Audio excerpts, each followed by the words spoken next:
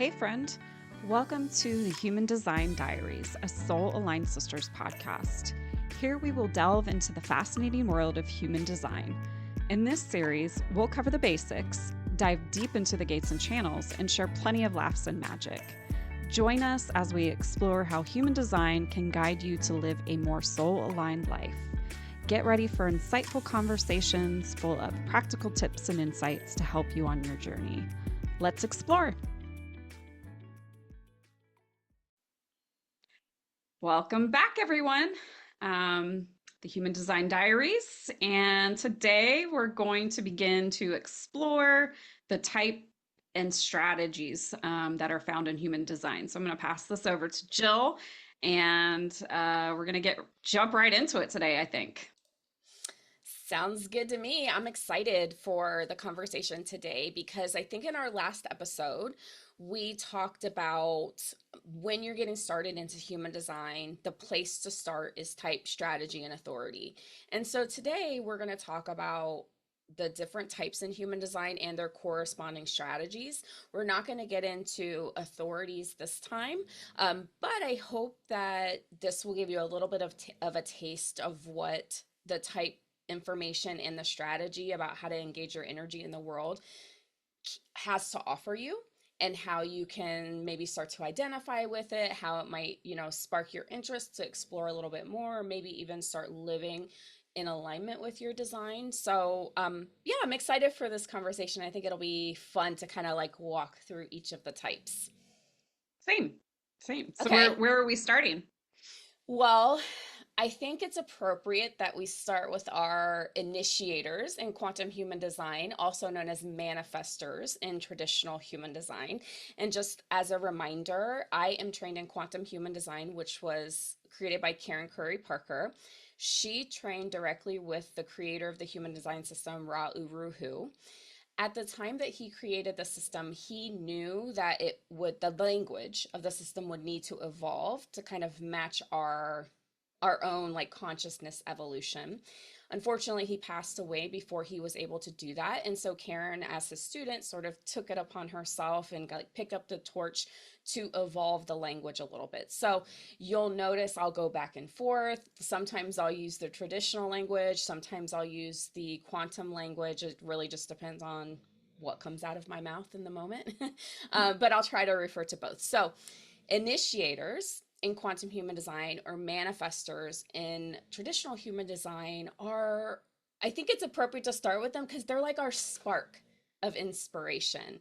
They are the ones who have a purpose in the world to really bring inspiration to all of us, right? To kind of like get the divine inspiration, get the ideas flowing, and then either put them into the world themselves or share them with other people. The thing that's really important to know about initiators or manifestors is that they have an internal nonverbal creative flow. So, what does that mean? Their creativity is inside them, and it's not necessarily associated with language. So, practically speaking, what this can kind of look like is an initiator might be sitting on the couch watching their favorite TV show, and all of a sudden they get an idea that they're going to bake cookies. And without missing a beat, they're up and in the kitchen. They haven't said anything to anyone.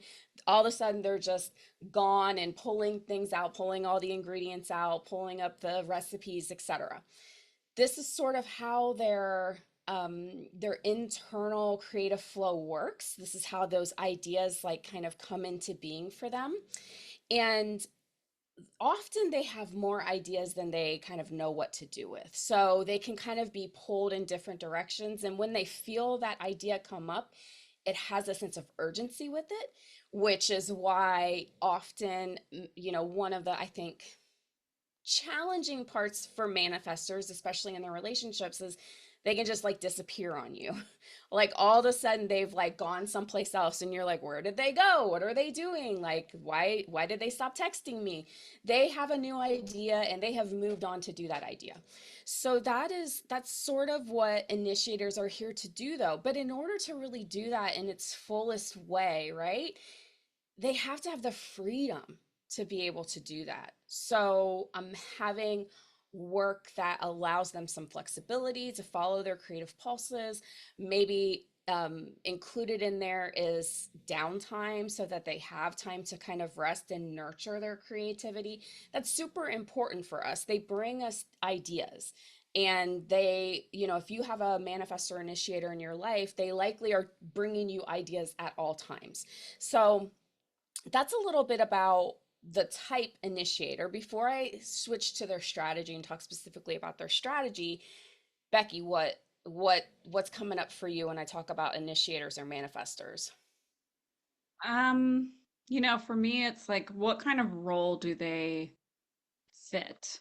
Whether that's like, what role do they play in our lives, in relationships, or like, what are good like careers that you see manifestors like choose to go into? That's a great question. I mean, I would say that generally speaking, any type can do any kind of career, play any kind of role in the world, in their life that they want to play.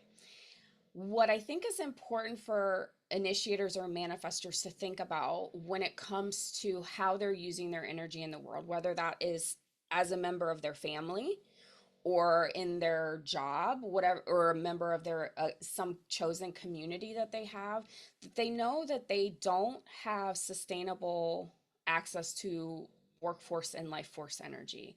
They do not have a defined sacral center where we hold that energy. So they are borrowing it from the people around them. Now, the world is made up of like 70% generators. So undoubtedly, there are people around them who they are sharing energy with. But what they will find is that if they are in work that is, asking them to show up consistently, for like a 9 to 6 or a 9 to 7, they're working a lot of hours, they're really having to concentrate. They're not allowed to like have that sense of freedom, that they're not allowed to kind of get up and do what they want to do, whether that's work or in their family life, right? Like, because family life can playing a certain kind of role in family life can also shut down your creativity. If you're constantly doing for everybody else, then when do you have time to do for yourself? So I would say whatever role they're choosing to play, they're going to be best when they are giving their ideas, when they're allowed to feed their creativity, when they're allowed to share what they're thinking, when they're allowed to say, like, hey, I think maybe we should do this, or maybe have you thought of that? Like, that's a great role for them to play. But to also know that they need downtime, that they're not going to be able to keep up over the long term. And so finding roles, again, whether that's in life or at work, that allow them flexibility and freedom and downtime to rest is, I think, the best possible role for them. Okay. Okay. So let's talk about their strategy. So again, strategy is it's one piece of how do we make decisions. It tells us sort of how do we engage our energy in the world. It doesn't necessarily tell us what's right for us, which is what our authority does. But strategy tells us how do we go about the process of engaging our energy in the world. For initiators or manifestors, their strategy is to inform and initiate. And notice I said inform first. So this goes back to what I was saying, where they get an idea and they get up and they're gone. Informing is about telling people what you're going to do before you do it. It is not asking for permission. So when you have that idea and it feels right in your body and you're following your authority, whatever your authority is, on how do you know if this idea is right now, when you've made that decision that yes, this idea is right now, then whoever is going to be impacted by your decision, you need to tell them what you're about to do. That's just so that they know where they fit in, so they know you're not upset with them when you've disappeared, or you're like MIA with your head down, doing whatever creative thing has come to you.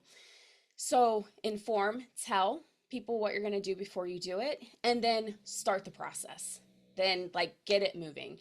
And so one of the things that's important about initiating is to know, and this is the process for initiators generally, is like the idea of initiating doesn't necessarily mean finishing something. Sometimes it's just getting things started. Sometimes it's that initial energy that you can really, bring to the table that will get everybody moving, that brings the idea forward, that gets people working on it. And then you can say, okay, I think my job is done here. I'm going to go initiate something else. So the strategy again is inform, tell people what you're going to do before you do it, and then go if it's right for you. Okay. Hmm. And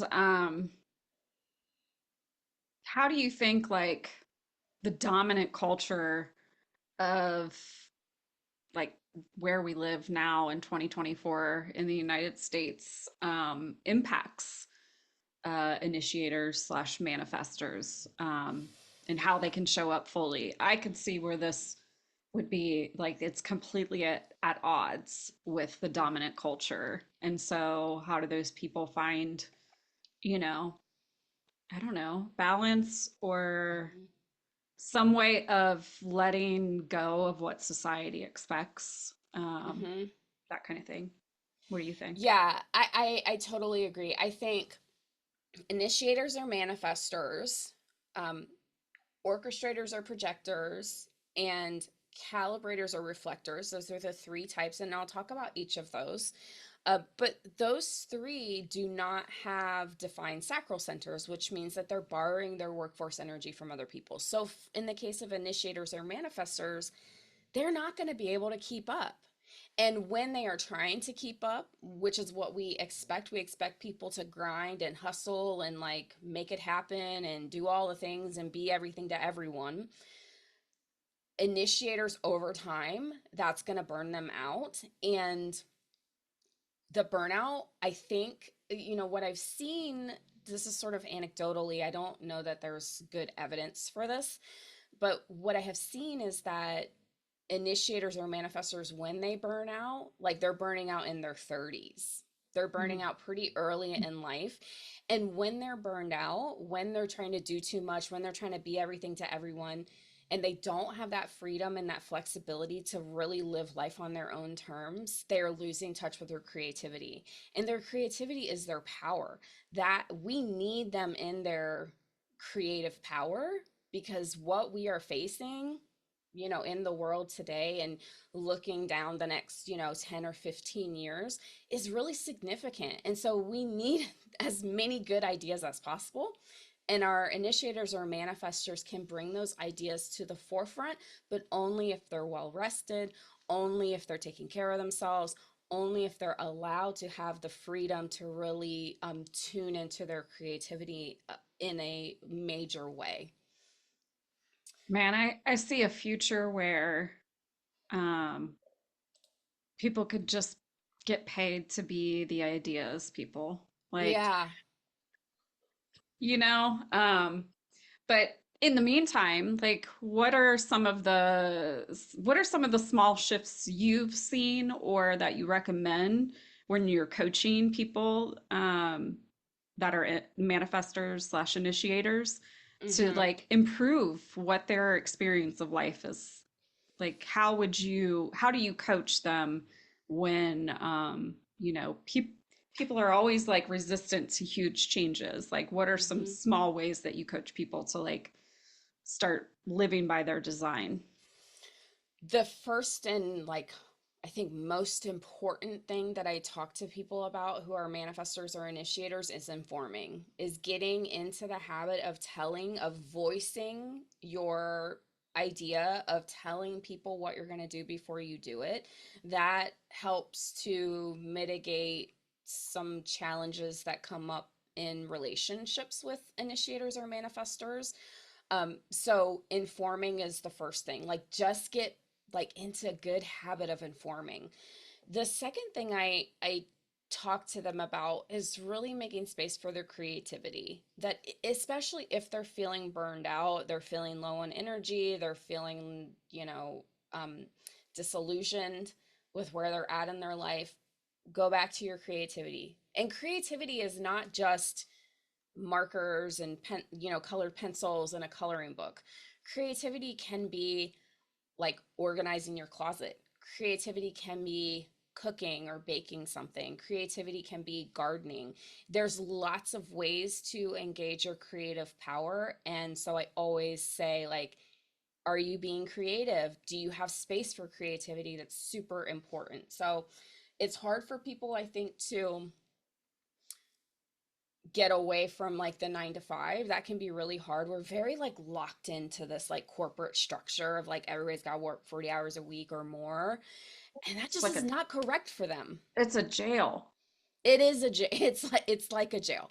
Um, it it's just not correct for them. And so I'm also encouraging them, like, what else is there for you? What could you do? What kind of job could you do? What kind of role could you play?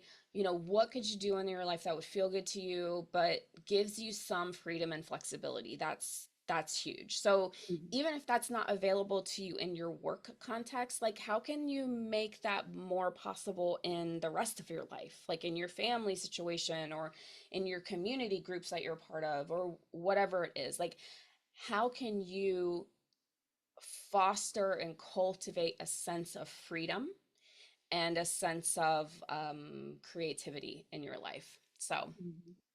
yeah, so that's our initiators or manifestors. Yeah. This was a great conversation, and yeah, I'm ready to talk about the next. All right, on to the next. To the next. Thanks again for joining us on this episode of Human Design Diaries. We hope that you love this episode as much as we did. Please take whatever resonates with you and leave the rest. If you're ready to dive deeper, visit our website at soulalignedsisters.com, where you'll find a wealth of free resources to support your journey. In our store, you can request a free human design chart, purchase low-cost reports, or even book a personalized reading with Jill. Be sure to explore our blog's Human Design library, filled with stories and insights to help you get aligned. And don't miss our free Introduction to Human Design workshop, available through the Soul Aligned Sisters online school. Whether you're just starting out or deepening your knowledge, there's something there for everyone. Stay tuned for more episodes as we continue to uncover the magic of human design. Until next time, stay aligned and keep living your most magical life.